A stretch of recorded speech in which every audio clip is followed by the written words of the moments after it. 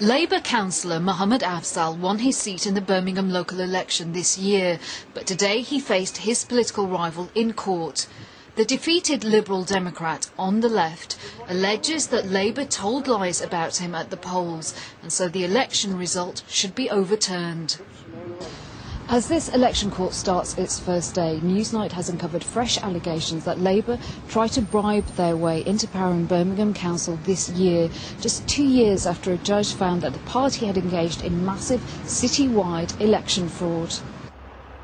The focus of the allegations this time is Aston, a largely Muslim area which straddles the expressway between Spaghetti Junction and the Bullring. Abdulaziz is a well-known figure locally. Until the May 2007 election, he was the Respect councillor for Aston, but then he lost his seat by 666 votes. He told us he'd heard that Labour had spent thousands of pounds bribing voters. If there was an electorate does vote you out, that's fine, fairly and squarely. But I felt I was cheated out of my seat. And this was confirmed subsequently when I overheard one of the officials of the Labour Party is saying that they had actually paid about £10,000 for votes in 2007 election. It was just despicable. I went to meet a community leader, we'll call him Faisal, who says that he was approached by a Labour activist just before the 2007 election. He says, I'll give you £20 per postal vote. I thought this guy was taking the mick. He had a brown envelope next to him. He pulled out a wad of cash, he pulled out 4 £50 notes and said, here's £200. I didn't take the money, but he kept phoning me. He was asking me for postal votes. He wanted me to leave them unsealed. You don't think someone's going to come and ask you to rig votes and stuff like that.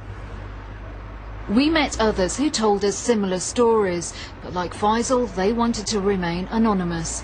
They say there have been attacks on people who speak out against corruption. There are also allegations of impersonation at polling stations. A source has told me that Asian drug addicts were targeted by Labour activists and paid to impersonate voters at various polling stations throughout the ward. Now, I've tracked down one of these addicts who's agreed to talk to me anonymously. They got me into a car and they took me to the first destination and they gave me a name and I basically had to memorise that name. I ticked Labour and put it into the box. I came outside, got back into the car and went to different schools. I did it 25 times. And how much were you paid every time that you went? I was paid £5 for every vote that I did. The addict says that he used this money, £125 in all, to buy drugs. This isn't the first time that allegations of electoral fraud have been made in Aston. The area around the Villa ground is mainly Muslim, with roots in Pakistan. There's a traditional clan system operating here, which makes it possible to do deals. Yes, and that Monday, According to Ayub Khan, a Liberal Democrat councillor and barrister, this system opens the door to voting fraud. a lot of South Asian families have a hierarchical structure whereby an elderly member of the community, which is respected within that family, can dictate and succeed in getting the bulk support of the family. And it really boils down to an approach being made to that one individual, a deal struck, and then you've got the votes, which can be several hundred in certain families, and you can bank those votes. Do you know of instances where that has happened? Oh yes, yes. It happened clearly in 2004, and I was able to prove that. And I know that it happened in the last election. Traditionally, 75% of Muslims had voted Labour, but the problem for the party in 2004 was this. After Britain and America invaded Iraq, Muslim support for Labour collapsed ahead of the 2004 elections. Everywhere it seems, apart from here in Aston and another ward, Bordesley Green, where despite having a significant Muslim electorate, there was a massive and unexpected swing towards Labour in the 2004 election. Now, a specially convened election court revealed just why this part of Birmingham had bucked the national trend. It was, according to the judge, due to massive, systematic and organised fraud that would disgrace a banana republic. He said that the Labour Party had engaged in a concerted campaign to use fraudulent postal votes and ruled that there was in fact massive Birmingham-wide electoral fraud by the Labour Party. Labour supporters deceitfully applied for postal votes in other people's names and stole them. This led to farcical scenes on these streets. Raghib Hassan lifted the lid on the scandal in 2004. When the postman was bringing the postal vote ballot papers to the people, they were actually stealing it from the letter boxes when the postman was dropping there. They were following the postman everywhere. There were actually 2 or 3 people from particular individual party behind every postman.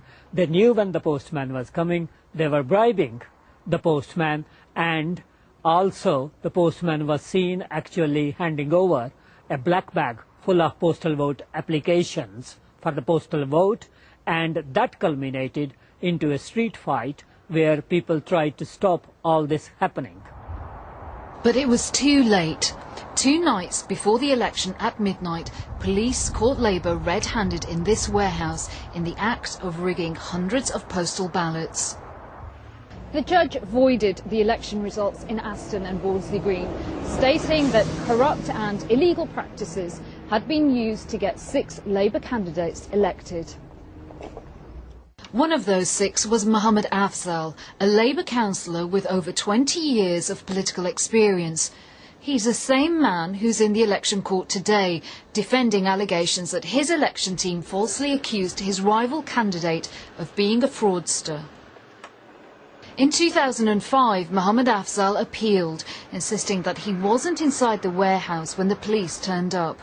The appeal court said there were procedural shortcomings in the way the judge had dealt with Mohammed Afzal's testimony and the evidence against him, so he was cleared of personal corruption.